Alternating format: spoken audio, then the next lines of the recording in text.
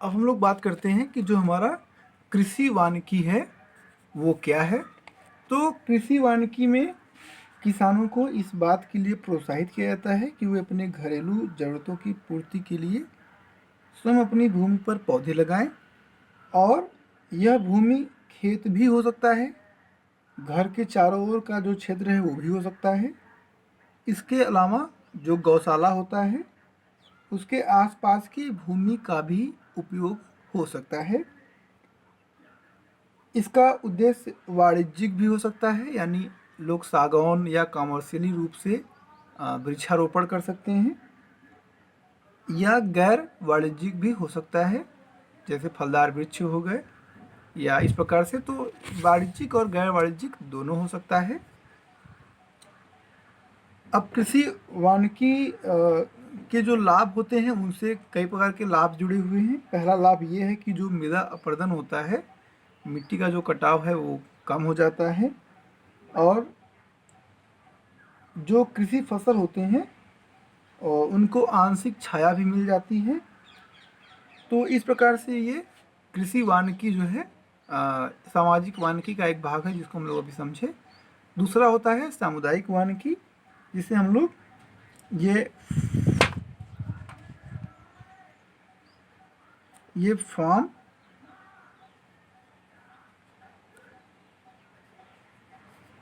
Forestry कहा जाता है। इसे हम लोग कम्युनिटी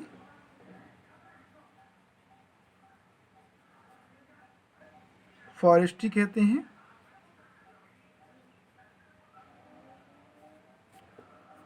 इसे हम लोग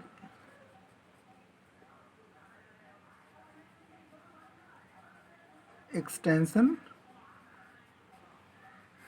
फॉरेस्ट्री कहते हैं। तो अब हम लोग बात करते हैं कि जो हमारा सामुदायिक वानिकी, जिसे हम लोग कम्युनिटी फॉरेस्ट्री कहते हैं, वो क्या होता है। तो इसके तहत अगर किसी की अगर निजी भूमि है उस पर नहीं, बल्कि सामुदायिक भूमि पर समुदाय द्वारा ही वनारोपण को बढ़ावा दिया जाता है। और जो भी इससे लाभ मिलते हैं उस पर समस्त समुदाय का अधिकार होता है। ये जो कार्यक्रम है, यानी सामाजिक सामुदायिक जो वानिकी है, ये उन लोगों को भी वनीकरण से जोड़ता है जिनके पास अपनी निजी भूमि नहीं है। यह सरकार की जिम्मेदारी भी है कि वह ऐसे कार्यक्रम के लिए बीज, उर्वरक इत्यादि जो है वो उपलब्ध कराए, किंतु यह समुदाय की जिम्मेदारी है कि वह वृक्षों की रक्षा करे। यानी इसके सामुदायिक वानिकी के माध्यम से जो वृक्ष लगाए जाते हैं उनकी रक्षा का दारोमदार समुदाय के ऊपर होता है, लेकिन इनके बीज, खाद, इसकी जिम्मेदारी जो है वो सरकार के ऊपर होती है। और हालांकि सामुदायिक भूमि को कभी कभी व्यक्तिगत लाभ के लिए भी उपयोग अगर कोई कर रहा है तो उससे तनाव में वृद्धि होती है। तो ये हमारा सामुदायिक वानिकी रहा, जहाँ हम लोग कम्युनिटी में वृक्षारोपण करते हैं। अब बात करते हैं सार्वजनिक वानिकी की, जिसे हम लोग एक्सटेंशनल फॉरेस्ट्री कहते हैं।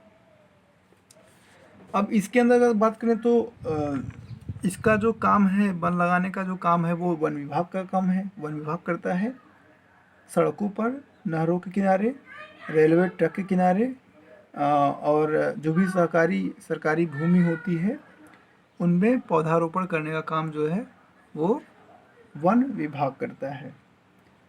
चूँकि ये केंद्र 100% जो है ये केंद्र पोषित कार्यक्रम होता है, और इस कार्यक्रम में कनाडा, स्वीडन जो है वो तकनीकी सहायता देते हैं, और वित्तीय मदद जो है वो विश्व बैंक की तरफ से प्राप्त होता है। यानी ये जो एक्सटेंशन का सार्वजनिक वानिकी, जिसे हम लोग एक्सटेंशन फॉरेस्ट्री कहते हैं, ये एक बड़ा मुहिम होता है जिसे वन विभाग करता है, जिसमें कई सारे देश भी सहयोग करते हैं।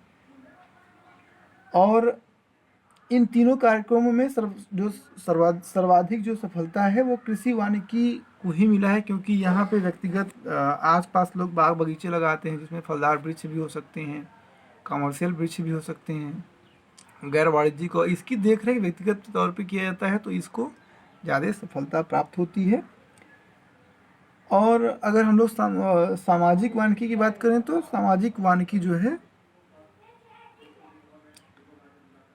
ये बहुत सफलता इसमें नहीं मिल सका है, क्योंकि जागरूकता का अभाव है और लोग असावधानी तरीके से पौधे का चुनाव करते हैं और इस प्रकार के कार्यक्रम जो है इस कार्यक्रम की असफलता के कारण हुए हैं। खास तौर से इसके कारण जो है वो लोग यूकेलिप्टस को लगा देते हैं और यूकेलिप्टस एक ऐसा पौधा होता है जो ग्राउंड से वाटर जो है वो बहुत तेज़ी से खींचता है, यानी जिसके कारण सूखा पड़ जाता है। जिस खेत के आसपास यूकेलिप्टस लगा होता है उस खेत के नीचे ग्राउंड में पानी का लेवल बहुत नीचे चला जाता है, तो ये उसकी जो एक कह सकते हैं कि पौधों का जो असावधानी पूर्वक चुनाव है ये भी बहुत बड़ा एक कारण है सामाजिक वानिकी को फेल होने में।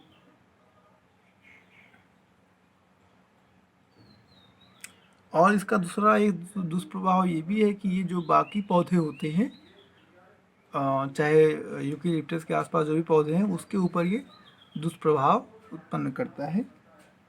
अब हम लोग बात करते हैं संयुक्त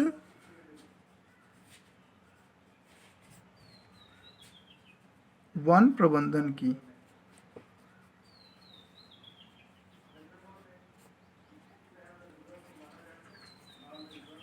जॉइंट फॉरेस्ट मैनेजमेंट।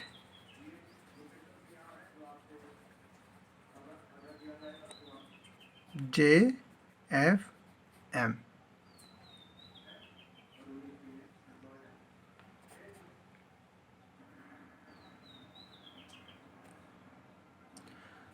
अब ये संयुक्त वन प्रबंधन क्या है, क्योंकि हम लोग जानते हैं कि 1988 में जो राष्ट्रीय वन नीति आई थी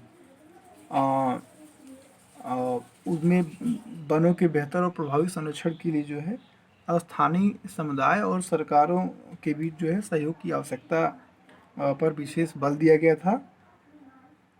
लेकिन वनों के दबाव को फिर कम करने के लिए सामाजिक वानिकी कार्यक्रम असफल हो गया और उसके स्थान पे जो है फिर संयुक्त वन प्रबंधन यानी JFM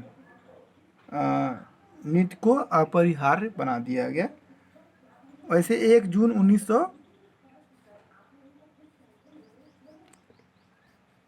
1990 में जो है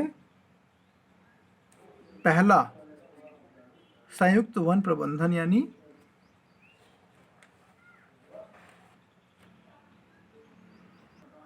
1 जून को जो है 1 जून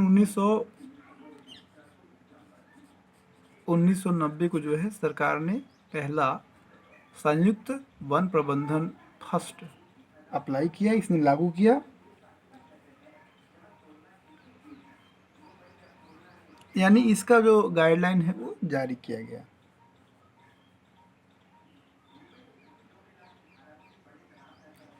क्योंकि JFM की जो बात है इसके अंतर्गत विशेष तौर से स्थानीय लोगों की भागीदारी सुनिश्चित करने और यानी अगर असल कहा जाए तो सहभागिता मूलक गवर्नेंस की स्थापना करने के लिए किया गया था। सहभागिता मूलक गवर्नेंस की स्थापना करने के लिए संयुक्त वन प्रबंधन की आधारशिला रखी गई थी। और एक विचार यह भी था कि आंशिक रूप से अधिकारों और दायित्वों का जो स्थानीय लोगों को हस्तांतरण है उनसे उनके अंदर स्वामित्व की भावना का विकास होगा और जिससे वो स्वनियंत्रण और सतत उपयोग के द्वारा वनों के संरक्षण को जो है वो सुनिश्चित करेंगे। तो ये भी एक फैक्टर था। JFM के अंतर्गत की बात की जाए तो वन विभाग और स्थानीय समुदाय मिल करके एक समिति का निर्माण करते हैं और लागत एवं लाभांश को आपस में साझा करते हुए वन प्रबंधन और संरक्षण का कार्य करते हैं। तो इस तरीके से हम लोग समझे कि इस पूरे जो भी हमारा राष्ट्रीय वन नीति कार्रवाई योजना थी उसमें क्या हुआ और उसके पहले दूसरे और तीसरे उसका जो रिपोर्ट आया उसमें किस प्रकार से सुधार किए गए, किस प्रकार से प्रस्ताव रखा गया, उसकी क्या रणनीति रही, सामाजिक वानिकी को समझने का हम लोग प्रयास किए। उसमें कृषि वानिकी, सामुदायिक वानिकी और सार्वजनिक वानिकी को समझे। उसके बाद हम लोग संयुक्त वन प्रबंधन को, JFM को हम लोग समझने का प्रयास किए।